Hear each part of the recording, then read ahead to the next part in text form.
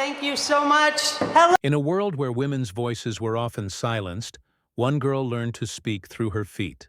Long before stadiums echoed her name, before the gold medals and the screaming fans, Mia Hamm was just a quiet kid chasing a ball across military fields. Faster, hungrier, and braver than anyone expected. But how does a shy girl from Alabama become the heartbeat of a global movement? How does one player carry the dreams of millions of girls who were told, "Sports aren't for you"? This isn't just a story about goals and trophies. It's about grief, resilience, and the will to keep running when the world doubts your place in the race. Before women's soccer filled arenas, before equality was even a conversation, there was Mia, a name that turned into a battle cry, a legacy that changed not just the game, but the very idea of what it means to win. Because some heroes don't wear crowns. They wear cleats and run until history remembers their footsteps. Mia Hamm was born in 1972 in Selma, Alabama, a place with deep history, where struggle and strength often walked hand in hand. Her father was an Air Force pilot, which meant the family rarely stayed in one place. By the time Mia turned 10, she had lived in several states and even spent time overseas. Constant movement became her normal. Every new base, a new beginning. But amidst that instability, one thing never changed: the ball. Her brother Garrett, older and fiercely competitive, introduced her to soccer on dusty fields where goals were marked by rocks and shoes. For Mia, those games weren't just fun, they were freedom, yet behind her growing passion, tragedy loomed. Garrett was later diagnosed with a rare bone marrow disease, a battle that would shape Mia's heart forever.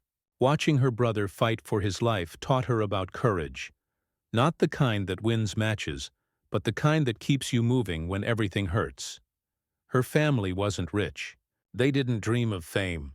But they built her spirit from something stronger: discipline, empathy, and fire. And in that quiet military household, a legend was forming. One who would one day make the world listen to the rhythm of her steps. At 15 years old, while most teenagers were worried about school dances and homework, Mia Hamm was wearing the crest of the United States on her chest. She had become the youngest player ever to join the U.S. women's national team, a shy, ponytailed girl surrounded by veterans twice her age. The coaches saw something rare: not just skill, but relentless hunger. She wasn't the strongest or the tallest, but she played with a fury that turned heads. Each touch of the ball carried quiet confidence, the kind that doesn't need to shout to be heard. Her first taste of the world stage came in the 1991 Women's World Cup. Few believed a teenage forward could make a difference, but Mia's speed and vision tore through defenses like a storm. The U.S. team went on to win the tournament, their first world title, and suddenly the world knew her name. Still, fame didn't change her. After the final whistle, while others celebrated, Mia slipped away to call her brother Garrett, the person who had first taught her to play. "We did it," she whispered. That moment wasn't just a victory for a young athlete. It was the birth of a movement, a sign that women could own the field, command the spotlight, and rewrite what the future of soccer looked like. The world had seen Mia Hamm, but what no one knew yet: she was only getting started. By the mid-1990s, Mia Hamm was no longer just an athlete. She was the face of women's soccer. Every step she took on the field drew headlines. Every goal sent shockwaves across the sports world. In 1996, women's soccer made its Olympic debut in Atlanta. The pressure was suffocating. A new era rested on their shoulders. The U.S. team, led by Hamm, faced nations that doubted they belonged on such a stage. And yet, under the blinding southern sun, Hamm delivered. Her passes cut through defenses like poetry in motion. The final whistle blew and gold medals hung around their necks. The world had witnessed history. Women's soccer had arrived. But the real explosion came 3 years later. The 1999 Women's World Cup, hosted in the United States, wasn't just a tournament. It was a cultural revolution. Packed stadiums, millions of viewers, girls painting Mia's number 9 on their faces. When Brandi Chastain scored that final penalty and dropped to her knees, Mia was right there.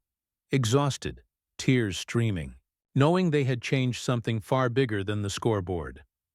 Off the field, Hamm's influence multiplied. Time magazine named her one of the most influential athletes in the world. Nike built campaigns around her. She became a global symbol of empowerment, a hero to girls who finally saw themselves not as fans, but as future champions. And yet, through all the fame, Mia remained humble. Reporters described her as the superstar who hated the spotlight. She spoke little, but played like a thunderstorm, letting her feet tell the story. For a decade, Mia Hamm didn't just dominate soccer, she defined it. But behind that perfect image of grace and greatness, another battle was quietly brewing, one that no medal could protect her from. For the world, Mia Hamm was perfection, graceful, humble, unstoppable. But perfection is a heavy weight to carry.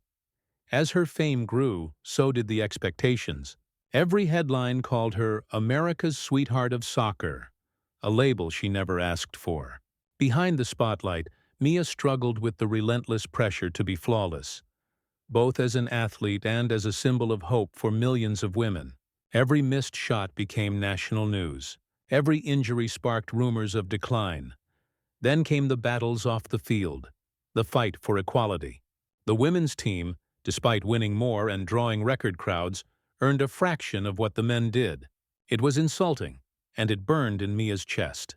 She spoke carefully, but her quiet defiance became louder than any press conference. She wanted justice not for herself, but for the girls coming after her. And beneath all of that, the fame, the medals, the causes, was the shadow of loss. Her brother Garrett's death years earlier still haunted her.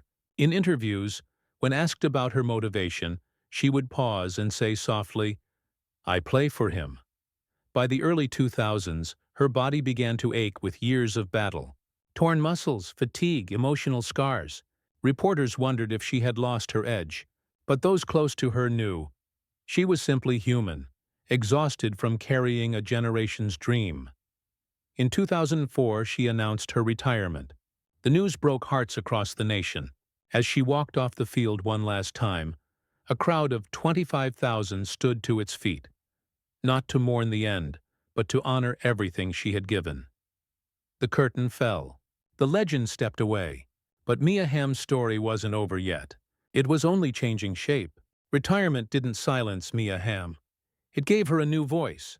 When she hung up her cleats in 2004, many thought she would fade quietly into history. Instead, she stepped into an even bigger arena. Life beyond the game.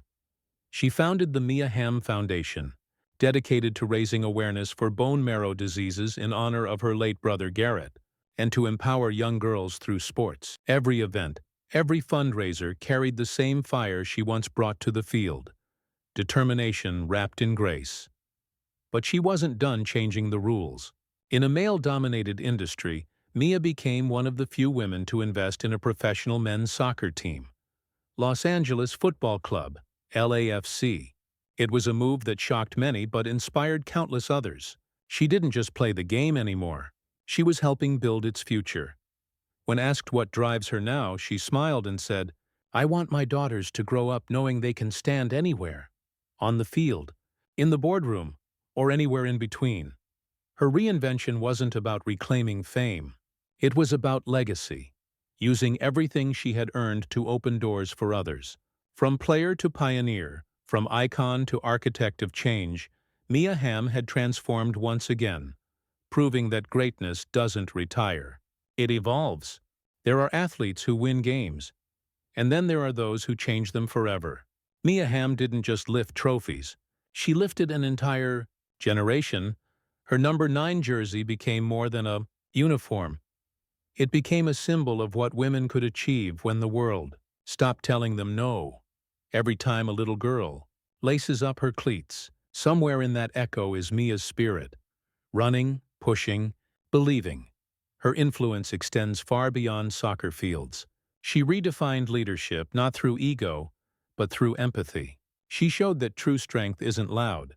It's quiet, relentless, and kind.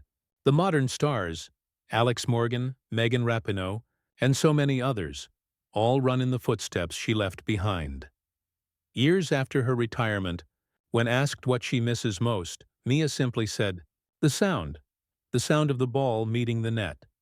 That sound still resonates, not just in stadiums, but in the hearts of everyone she inspired. Because Mia Hamm proved that greatness has no gender, no limits, and no finish line. It's not about how long you run, but how far your story goes.